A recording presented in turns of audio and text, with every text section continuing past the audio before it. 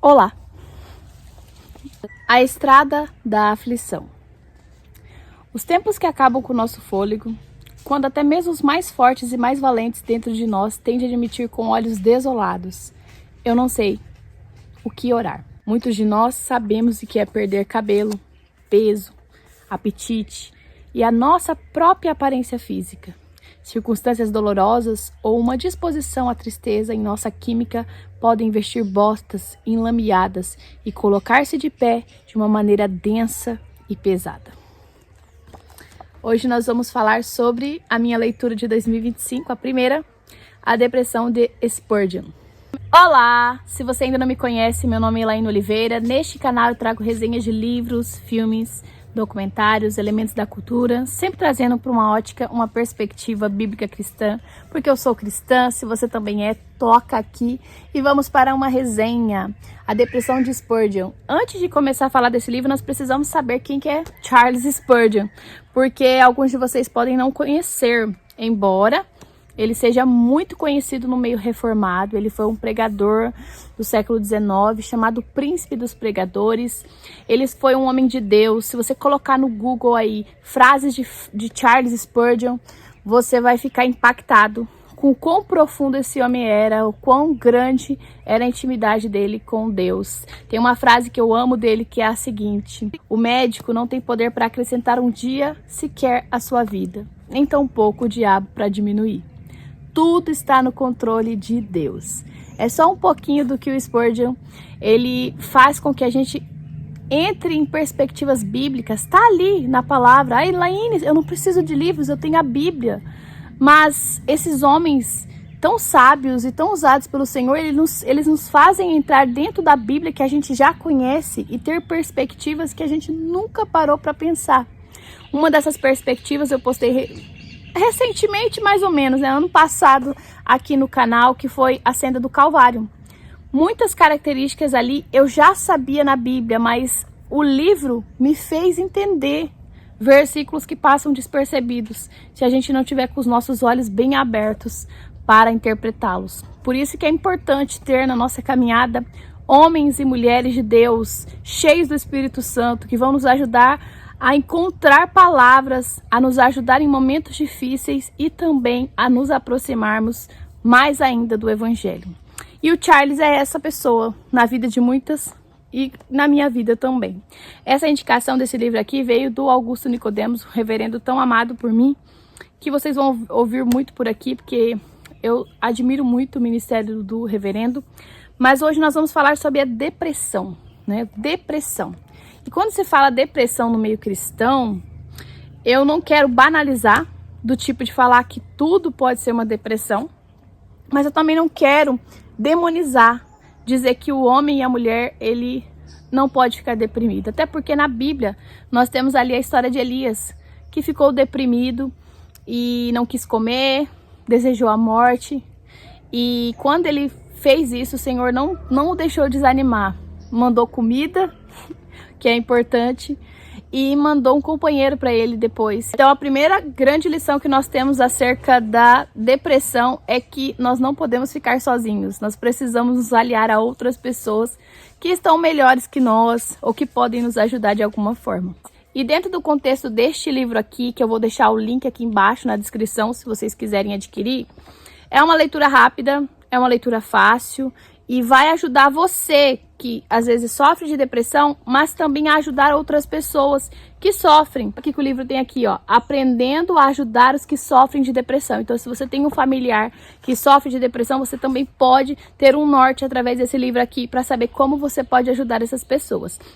E aí, voltando na questão do Spurgeon, o Charles Spurgeon, ele não era uma pessoa deprimida. O livro ainda fala um pouquinho que algumas pessoas nascem com um padrão mais melancólico, né? Que tá sempre no padrão de baixa autoestima, de tristeza. Eu sou casada com um homem de temperamento melancólico, como vocês sabem, e eu tô acostumada a sempre ver ele para baixo. Não tem aqueles picos assim, felicidade, tristeza. É muito constância, sabe? Sempre ali.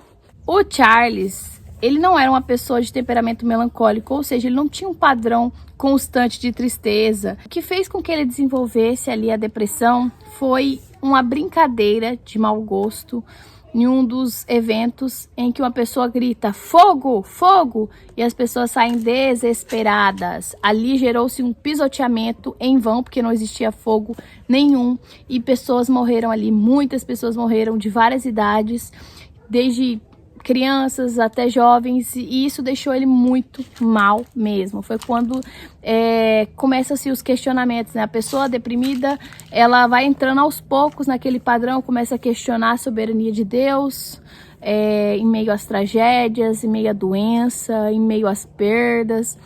Tudo vai fazendo com que se questione o que Deus quis com isso, onde estava Deus quando isso aconteceu.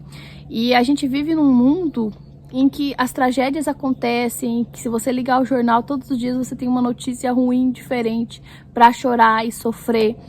E a gente fica perguntando, meu Deus, aonde está o Senhor quando o mundo, as coisas más acontecem? Aonde está o Senhor quando os meus sonhos não são realizados? Ou quando problemas, como o que aconteceu comigo no ano passado, eu sofri uma perda gestacional. E foi muito difícil para mim, muito mesmo. Só que em todo o tempo eu me vi ancorada e alicerçada no Senhor. E foi exatamente isso que o Charles fez. O fato de crermos num Deus poderoso que tem todo o controle não nos impede de sofrer. Porque o próprio Deus, enviando seu Filho a este mundo, nos mostrou que nem mesmo o Filho de Deus estaria imune ao pecado deste mundo, o pecado das pessoas. Jesus nunca pecou, ele foi o homem perfeito e ainda assim foi chicoteado, humilhado, crucificado. E quando a gente tenta se colocar no lugar de Deus, usando o nosso senso de justiça contaminado pelo pecado, nós temos muitas soluções maravilhosas. Então, o primeiro questionamento da vida de alguém que está passando por uma situação difícil é: por que eu estou passando por isso? Quando na verdade deveria ser: por que não eu? Eu vivo num mundo que eu não criei, eu respiro um oxigênio que eu não fiz. Essa falsa ideia de merecimento faz com que pareça que Deus nos deve alguma coisa. E quando as situações não caminham da forma que nós gostaríamos, nós ficamos revoltados. Por que que isso aconteceu? Por que que não aconteceu do jeito que eu queria? Ou por que que a situação não está se desenrolando? E quando nós mudamos a moeda, né, o lado da moeda, e entendemos que Deus não nos deve nada e que nós temos muito mais do que nós merecemos, nós olhamos de outra perspectiva. Então, mesmo diante da dor, do sofrimento, da lágrima, que nós não queremos passar, porque o sofrimento de alguma forma nos gera uma depressão, nos deixa deprimidos, e a depressão é sim uma fraqueza do cérebro, uma fraqueza da carne, uma fraqueza espiritual, uma fraqueza mental, independente de qual seja a causa. Ela tem que ser uma ferramenta do qual nós nos tornamos ainda mais filhos e mais dependentes do nosso Deus. E uma das coisas deste livro que eu amei é que fala exatamente isso: não alimente essa agitação da alma, essa tristeza. Ainda que ela surja, lembre daquilo que te traz esperança. Você pode estar certo, as coisas estão piores do que pensava, exceto para Jesus. Você pode estar certo, tudo está perdido, exceto para Jesus. Você pode estar certo, estou abandonado, exceto para Jesus. Você pode estar certo, estou perdido, exceto para Jesus. Você pode estar certo, eu deveria ficar para baixo, exceto para Jesus. Então, em cada questionamento da sua vida, não importa o quão difícil seja, coloque essa frase ao final: exceto para Jesus, porque Jesus é a exceção de tudo. E eu gosto que esse livro aqui, ele não vem massagear o seu ego, dizer que você é bom, maravilhoso e que você merece o melhor, que você precisa pensar positivo. Não, ele mostra que você é um pecador, um caído, e que pode ter todas essas características que eu citei aqui, mas ainda assim você pode ser redimido, trabalhado e transformado pelo Senhor. E ele termina ali a página 75 com o seguinte: cura-nos, Emanuel, aqui estamos, nós esperamos sentir o teu toque, almas profundamente feridas para o teu reparo. E Salvador, tais somos nós, lembra-te daquele que uma vez suplicou com tremor por alívio. Isso é tão real que no capítulo 12 nós temos os benefícios da aflição. Você já imaginou que a dor, o sofrimento geram-nos benefícios? Ser atirado ao chão é frequentemente a melhor coisa que poderia nos acontecer. Foi Charles que escreveu isso. Durante os primeiros momentos de uma crise, raramente é sábio e muitas vezes cruel dizer que Charles diz na citação acima. Enquanto alguém vomita por causa da quimioterapia, ou lava-se após um ataque físico, ou absorve a perda de um emprego, ou chora junto ao túmulo de uma criança. Nesses momentos, aprendemos com a melhor prática dos amigos de Jó. Não dizemos nada. Sentamo-nos nas cinzas, choramos com aqueles que choram, falamos mais com Deus a respeito deles do que falamos-lhes a respeito de Deus. Sabiamente, não falamos nada. Antes que possamos oferecer ajuda moral ao que sofre, devemos primeiro limpar o caminho, permitindo que o tempo, o cuidado sem palavras e outras ajudas higiênicas e médicas reduzam as ansiedades e humores do trauma presente. Enquanto a dor diminui e a lucidez se recupera, pedaços de biscoito e gelos podem ser engolidos sem que sejam vomitados de volta. Frases e silêncio podem lentamente se reunir em uma conversa e mais cedo ou mais tarde, juntos, falaremos de Deus e seu propósito para tudo isso. Então, voltemos juntos a fazer a velha pergunta mais uma vez. Se acreditamos em Deus ou preferimos acreditar em nossas dúvidas sobre Ele, essa antiga pergunta permanece a mesma. Em comum com toda a história da humanidade, o que nós sofredores queremos saber é por quê? Por que coisas ruins acontecem? Também nos admiramos e indagamos porque coisas boas ainda persistem. Charles considera muitos benefícios nas aflições. Esses benefícios duram mais e definitivamente triunfam sobre a dor, miséria e mal. Talvez enquanto você lê sobre esses benefícios não se ache capaz de estimá-los como Charles o fazia. Não deixe isso impedi-lo de meditar sobre eles. Talvez com o tempo, algum deles vão se tornar tão queridos por você quanto eles uma vez foram para Charles. A fé não é carrancuda na aflição. Não queremos chuva todos os dias da semana e em todas as semanas do ano. Mas se a chuva vem, algumas vezes, ela deixa o campo fértil e enche os riachos. Quando criança, estávamos fora ao entardecer, caminhando com nosso pai. Costumávamos às vezes correr bem à frente.